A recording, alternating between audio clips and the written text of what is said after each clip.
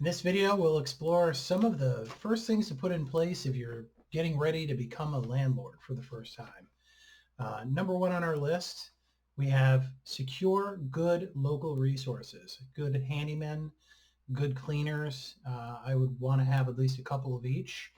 Their lives change. They become unavailable. I would also want to have access to a good 24/7 emergency response company, whether it's like a plumber or an HVAC company. That way, as a good, fallback if your handyman's not available, for, premium rates, you have access to a 24/7 company that is going to come out at 2 o'clock in the morning on a Sunday in December when there's 3 feet of water in the basement, for example. So make sure you have these resources in place. It's critical, especially if you don't live anywhere around there. You're going to want to really build out your network and never stop building out your network out there. Always be, networking and meeting additional people. Ask current vendors if, they can give you a lead on anyone else. The more folks that you have available to you for your apartment, the better. The next thing on the list is the lease. So I would recommend, if you can swing it, to work with an attorney who's well versed in real estate. Oftentimes they'll have their own lease as well that they can provide you with to utilize. But it's well worth the money spent on the front end. I've seen too many leases that are a page long and practically written on a napkin. And, when it goes before a judge in an eviction, it's just going to get thrown out and you're not going to have any protections at all. And things change so fast, right? I mean, our lease at one point was over 13 pages long. It had all kinds of information in it. It had all kinds of protections and very clear delineation of who's responsible for what.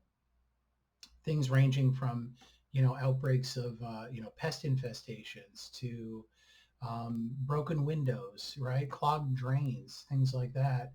It even had, on there, it had a few addendums on there. Obviously had a lead paint addendum on there that needed to be signed off on as required by law. So it's just a lot of stuff. If you try to just grab a template for a lease online, there's just a lot of stuff it's going to be missing that's not specific to the area that you own the apartment in, that you're really going to miss out on and could come back to haunt you. And to give you an example of how quickly things change, there was a number of years ago a change in the law where if your lease said late fees, the judge wouldn't grant you those reimbursements at an eviction proceeding. So on a judgment, you wouldn't be able to recover those. It had to be listed as additional rent. And there's a million little nuances like that as a new landlord, if you don't have a solid lease in place, you're going to learn the hard way. And oftentimes the hard way costs you money. So if you can swing it, definitely sit down with an attorney who's well versed in real estate and just put your work in on the front end and get a solid lease. And don't ever stop updating it. We updated ours on an annual basis, not only to accommodate the changes that were constantly going on, but through trial and error, right? If we had a negative experience, we should update that clause. We should change this and that to prevent us from getting hurt again in the future on that. The next document you should have is a strong application. I don't care if it's like a PDF or if it's a website, that you do tenant screening through, where they fill out an application and then they do a credit and background check. It's better than a handshake, in cash. That's even if it's a friend.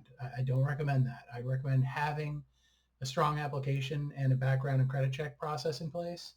It's going to prevent you from running afoul in the future, especially as you scale, right? The complexities that you have today with a duplex are going to be far different than when you have 100 units or 200 units under management. You want to be able to scale. If you put the work in on the front end, you build a really strong infrastructure and foundation, that's going to be scalable. That's going to be something you can build upon relatively effortless, and it'll allow you to scale up faster than trying to implement these changes later. The next thing on here is, if you can, I'd recommend you put the property in an LLC. And again, disclaimer, talk with an attorney about this, but owning it in your personal name certainly opens you up to another level of risk and liability than the property truly being in an LLC. Um, Strongly recommend it. Well worth the money on the front end, and I think most attorneys would agree. Get yourself a good CPA, or at least learn from a good CPA. You can write off everything under the sun in most places. You can write off cleaning supplies. You can write off travel. You're missing out on this. This thing is a tax shelter, and you're missing out on that. If you go into this thing green and you don't know what you can write off, you're leaving money on the table, and sometimes big money. So consult with a CPA or do your due diligence, do your research, and learn what you can write off, and to capture as much opportunity as you possibly can. Last thing I have on here is to automate the property as much as you can. What does that mean? Well, you don't want any manual processes around this property, right? You don't want a property that's, especially if it's far from you don't want a property you have to change filters every water filters every 2 months. You want to automate it as much as you possibly can. Change this property so that it runs itself, and also have all your resources on site. Have a secure area on site where you have site stock, right? Spares of everything, spare filters, spare light fixtures, spare light bulbs, paint broken down by apartment number and room. You know, the more trips you have to make to the store, especially if this place is in a rural area, the more time it's going to take to do what are probably pretty simple tasks. Also have digital locks installed. Get rid of those old keyed locks. You're going to get your money back on the first turnover because you're not going to swap out a lock. You're just going to change a code, which takes 20 seconds. Most of these digital locks, they're all affordable now. Hold 100 or more codes. You could create temporary codes for people. That way, if you have an emergency, you're not hoping that the key's in the lock box that you put on site, right? Nobody took it. You just have them come out. You don't even have to meet them. You have your plumbing emergency at 2 o'clock in the morning. Just give them the code, and then if you're feeling uncomfortable about it, just delete the code, during business hours. The digital locks alone are going to help automate this property. Yeah, they come with keys. They come with backup keys, so always label them.